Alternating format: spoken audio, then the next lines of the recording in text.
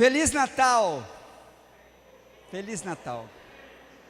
Gente, abra a tua Bíblia em 2 Timóteo 2,7.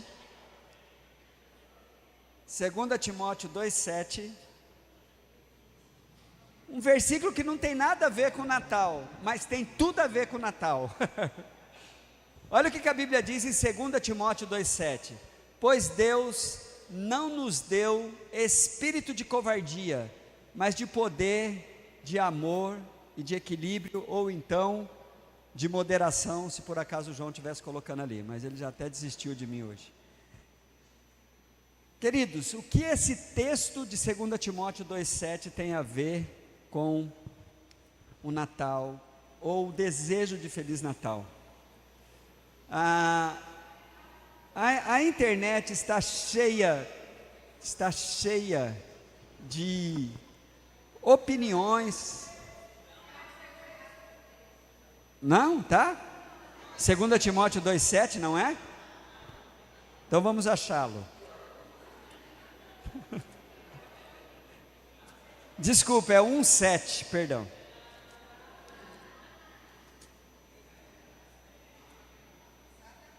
É 1,7. Fiz de propósito para ver se vocês estavam lendo a Bíblia.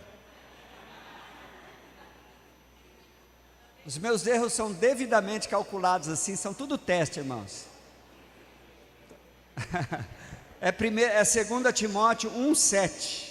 Por isso você desistiu de mim, João? Porque você não achou, você falou, deixa para lá, né, mano? Como que está aí? Na NVI está assim, porque... não, aqui está a revista atualizada, que é a mesma que a minha, né? Porque Deus não nos tem dado um espírito de covardia, mas de poder, de amor e de moderação. Há um alerta bíblico para os nossos tempos, onde, ainda mais agora que nós somos assim, temos vários recursos, principalmente com o advento da internet, e agora a última novidade que está assim resolvendo o problema e criando um problema para muita gente, que é a inteligência artificial. Mas é muito bom saber que o alerta nessa mesma carta que Paulo deu, e quando nós voltarmos aos apriscos no ano que vem, nós vamos dar continuidade às cartas pastorais de Paulo, vamos chegar até Filemão, e vamos estar com os apriscos 2 Timóteo, Tito e Filemão, que são as chamadas cartas pastorais. Nessas cartas pastorais tem um alerta tanto em 1 Timóteo, como em 2 Timóteo, mas quero destacar a de 2 Timóteo sobre os tempos que vivemos. 2 Timóteo 3,1 diz assim: sabe, porém, isso, nos últimos dias sobrevirão tempos difíceis. Nós estamos vivendo esses tempos difíceis dos últimos dias. E mais interessante, irmãos, que os últimos dias é um tempo profético que na minha percepção, ela começou logo depois da ressurreição de Jesus. Começaram os últimos dias. Só que nós somos rapidex, como diria a Claudinha. Nós queremos as coisas assim. Só que o tempo de Deus não é o nosso tempo. O apóstolo Pedro, até para nos aliviar, diz na sua segunda carta que 1000 anos para Deus é como um dia. Eu acho lindo isso, porque deixa a gente totalmente perdido assim, né? 1000 anos para Deus é como um dia, e um dia pode acontecer em 1000 anos, não é? Ou 1000 anos acontece num dia, ou um dia pode demorar 1000 anos. Fala assim, isso é demais, para nos deixar sobre aviso, porque sempre houve uma crítica, desde o tempo de Ezequiel, havia críticas sobre os cumprimentos do que era previsto pelos profetas. Mas é certo que nós estamos vivendo os últimos dias, e a coisa vai se particularizando, que nós chegamos assim nos últimos dias de um ano, estamos chegando lá. Então, como passarmos por esse tempo atentos, sabendo que temos tudo o que precisamos do nosso Deus para vencer as batalhas e ser o que Deus quer que sejamos. Nós temos esses recursos, mas a Bíblia vem nos alertar para tomarmos cuidado, para não entrar na parte perigosa desse tempo. Por exemplo, o famoso espírito de Natal. Cuidado com o espírito de Natal. Tem um detalhe aqui na Bíblia, para a gente não nos transformarmos assim em caçadores de fantasma, que a expressão espírito na Bíblia, ela tem algumas conotações. Uma delas está ligada a raciocínio, a pensamento. Nem sempre a expressão espírito na Bíblia está ligada a um ser espiritual, mas esta palavra é dada também para seres espirituais. Mas tome muito cuidado com o espírito natalino, onde nós somos desafiados a nos precavermos dos excessos, o excesso do consumismo, por exemplo. Você se comprometer com o consumismo sem poder, mas ter que se comprometer, porque tem que dar presente, tem cuidado com isso, cuidado com os excessos. A Bíblia vai nos dizer também para tomarmos cuidados com os excessos no campo das bebedices e das comilanças. Esses excessos podem nos trazer uma prisão ao então, não Espírito Santo de Deus, mas o espírito natalino. Tomar cuidado também com a bondade circunstancial. O que é essa bondade circunstancial? Você só é bom nesse tempo. Só é bom, olha, é Natal, você tem que ser bonzinho, não é? Cuidado com isso. A bondade circunstancial nos faz ser atores, de cuidarmos, fazermos uma representação nessa época do Natal. Há cobranças porque é Natal, mas é Natal, né? Não sabe coisas assim.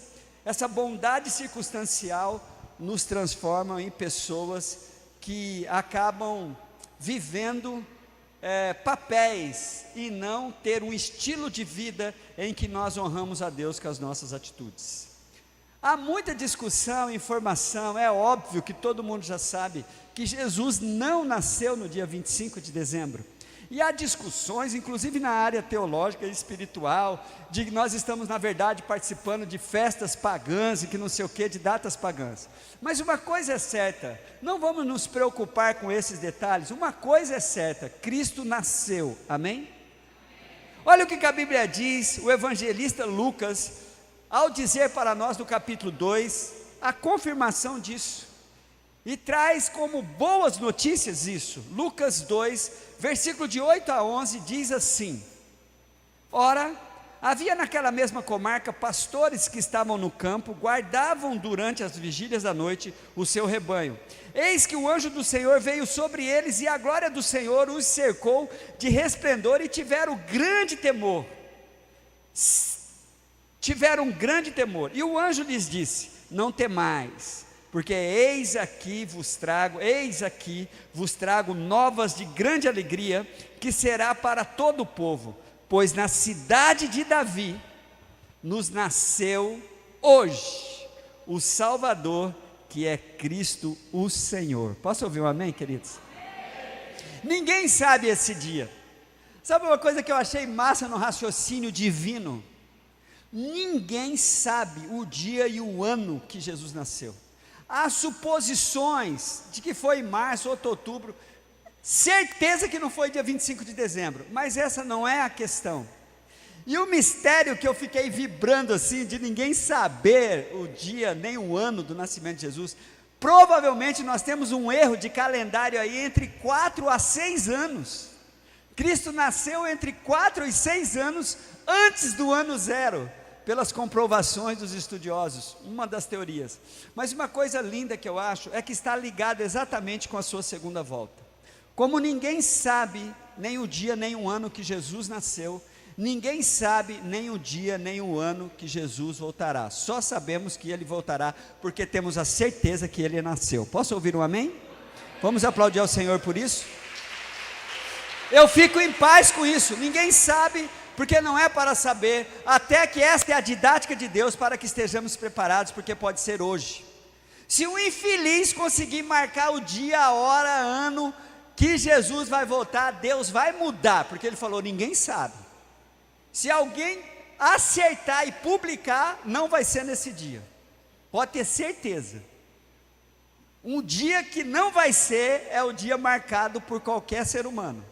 Então já tenha essa certeza, tá bom? Se chegar aí alguma publicação agora com tantas propostas, e as pessoas acreditam em quase tudo. Se aparecer lá alguém marcando dia, mês e ano da volta de Jesus, esquece, não vai ser nesse dia, pode ser um dia antes, pode ser um dia depois, ou pode ser nunca perto dessa data, mas o certo é, ele voltará, só que ninguém sabe o dia, nem o ano, e ele está bem propício. A minha expectativa é exatamente essa sim.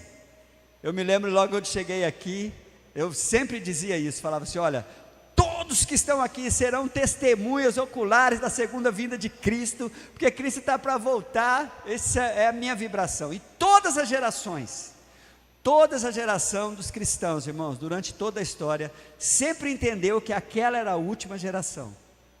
Havia uma expectativa de que seria aquela última geração, e essa expectativa tem que ser da nossa geração. Pedro, ou melhor, Paulo, já tinha essa expectativa. Quando ele fala sobre o arrebatamento em Tessalonicenses, ele fala assim, ó, nós os que estivermos vivos, ele fala isso em Corinto também. É interessante, todas as gerações, essa geração não pode ter uma outra expectativa de que seja a última geração. É certo que ele vai voltar. Quanto ao seu dia de nascimento, a gente tem a comprovação bíblica com a nossa fé, que nasceu, e ele nasceu com o seu objetivo, de ser o Salvador, que é Cristo o Senhor. Entrar em discussão da data exata não vai nos ajudar em nada, só dá para bater o martelo que não foi na data que a gente comemora, mas isso não nos faz pecadores, isso não nos faz comprometidos com o reino das trevas, coisa nenhuma, porque nós corremos o risco, e temos que evitar de usar essa data importante, em que para muitos a data é mais importante do que o causador dela. É outro risco que a gente corre, a data ser permeada com mais coisas relacionadas à data do que com Jesus. Então procure trazer Jesus, ser o centro das suas comemorações natalinas. Jesus, é isso que vai fazer diferença. Há poder nesse nome, há poder quando clamamos pelo nome de Jesus, há poder como centralizamos Jesus nas nossas vidas, ou nos centralizamos em Jesus, até porque não dá para centralizar Jesus em nossas vidas, o que dá é para nos centralizarmos nele. Então faça disso esse desafio para esse ano. Jesus vai ser o centro das minhas comemorações. Isso vai trazer qualidade, vai trazer poder, vai trazer testemunho, porque o dia não pode ser mais importante do que o causador do dia. Cuidado com isso.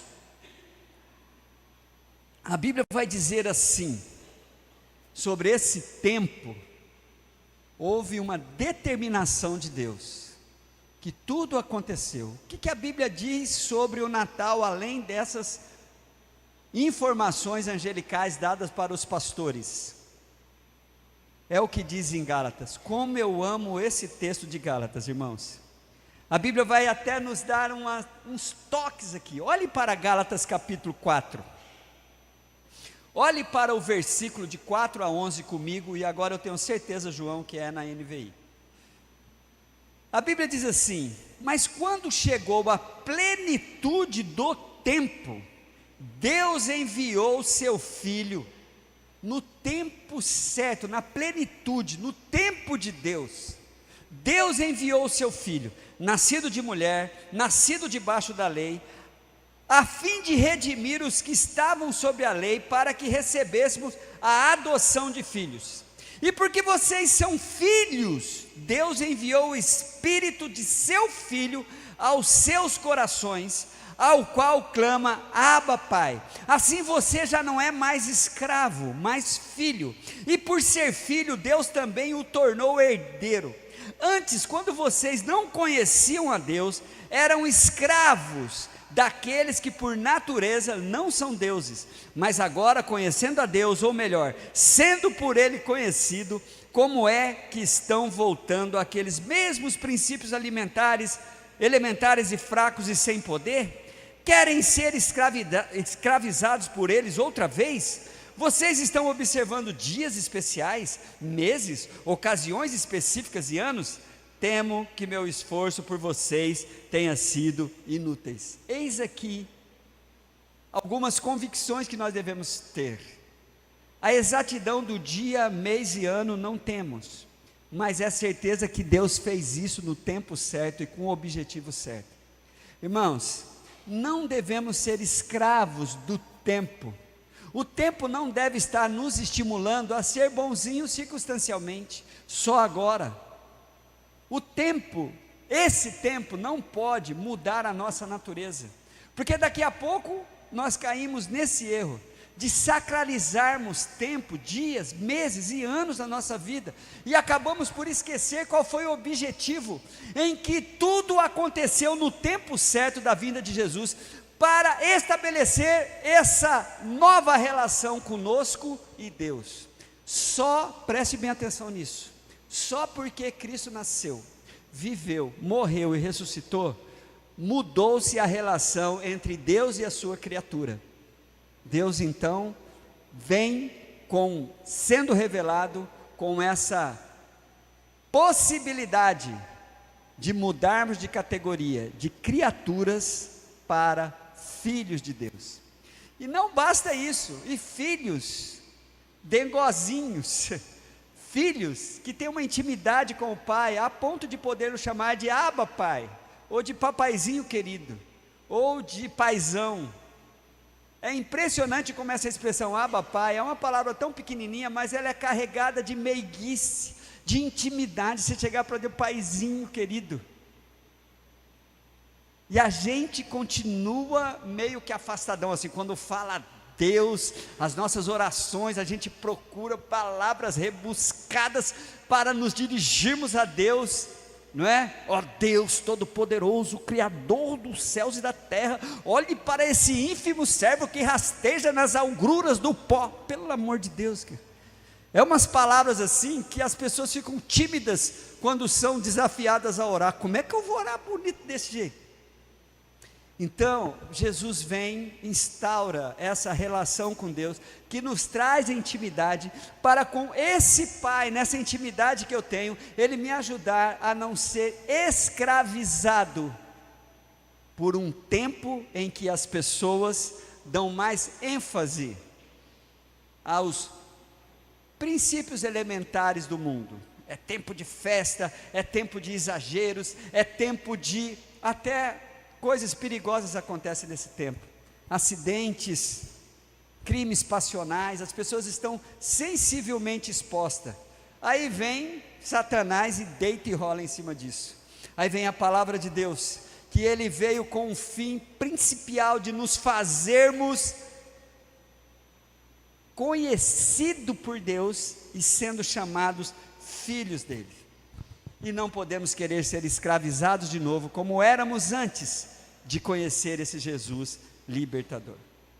Deus tem uma expectativa para mim e para você, em todo o tempo, mas especificamente agora, para termos um Feliz Natal. Essa expectativa é olharmos para quem vamos comemorar o seu aniversário e procurarmos com diligência, dependência, pedido mesmo de clamor: Senhor, me faça cumprir a sua expectativa na minha vida. E que expectativa é essa, queridos? Olhe para mim, já quero ir concluindo a palavra. Olhe para mim, ou melhor, para mim não, olhe para Colossenses, para o capítulo de número 2, comigo, e olha, você vai ter um impacto de estar diante da expectativa do Senhor, com relação à sua vida, nesse tempo, para que se tenhamos esse título singelo da mensagem de hoje, um Feliz Natal. A Bíblia diz assim em Colossenses capítulo 2, acompanhe comigo a partir do versículo 5, de sorte que haja em vós o mesmo sentimento que houve também em Cristo Jesus. Gente, é um desafio muito grande, não é? O desafio, a expectativa de Deus, de nós olharmos para Jesus e lutarmos para que isso, e eu vou dar uma dica para vocês: não se esforce sozinho, sem a capacitação do mesmo Cristo, sabe, Ele vai nos ajudar, porque Cristo, traz consigo as coisas mais nobres que um ser humano deve buscar. Olha o que a Bíblia diz: que sendo em forma de Deus, não teve por usurpação ser igual a Deus, mas esvaziou a si mesmo. Olha que lindo, irmãos. Mesmo esvaziou a si mesmo, tomando a forma de servo, fazendo semelhante aos homens. Sabe que Cristo conhece cada dor que você tem, cada crise que você já passou na vida. Ele fez isso, se transformou em um ser humano, para que não ficasse nada de fora, a possibilidade dele não poder te atender nas suas mais íntimas necessidades. É daí que ele diz em Mateus 11, 28, vinde a mim todos que estáis cansados e sobrecarregados, eu vos aliviarei. Ele se fez isso, e a Bíblia continua dizendo, esvaziou-se mesmo, tomando forma de servo, fazendo semelhante aos homens, e achado na forma de homem, humilhou a si mesmo, sendo obediente, até o fim da sua vida, até a morte, e uma morte terrível, a morte de cruz. Por isso também Deus o exaltou. Aí vem as benécias, vem uma realização divina em nossas vidas, porque quando começa a exortação de que haja em nós os mesmos sentimentos, vem também as mesmas bênçãos. Por isso também Deus o exaltou soberanamente, e lhe deu um nome que é sobre todo nome, para que ao nome de Jesus se dobre todo o joelho dos que estão nos céus e na terra e debaixo da terra, e toda língua confesse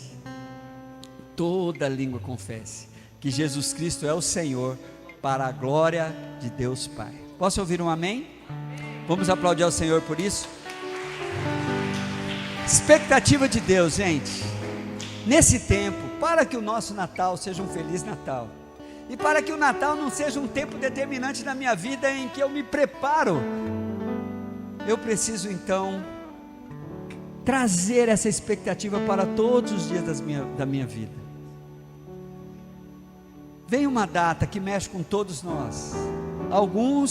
Cada um é impactado com esse período, por ser humano, por ter uma natureza sensível, mas eu quero nesse ano desafiar a cada um de vocês, para ter um Feliz Natal, se centralize na pessoa de Jesus Cristo. Se centralize, não prometa nada sem antes compartilhar com Ele que você precisa. Senhor, eu preciso que as coisas sejam assim. O Senhor veio para isso, para que eu pudesse ter certeza que Deus, o Paizinho, o Pai querido, está me arrancando de tudo aquilo que me escraviza, para que como Cristo eu venha glorificá-lo, e no dia do seu grande dia, eu vou confessar o seu nome, apenas confirmando o que sempre fiz na minha vida, a vida toda. Então, queridos, coloca a tua mão assim na posição de receber. Eu quero liberar uma bênção sobre a sua vida. Tenha todos um Feliz Natal.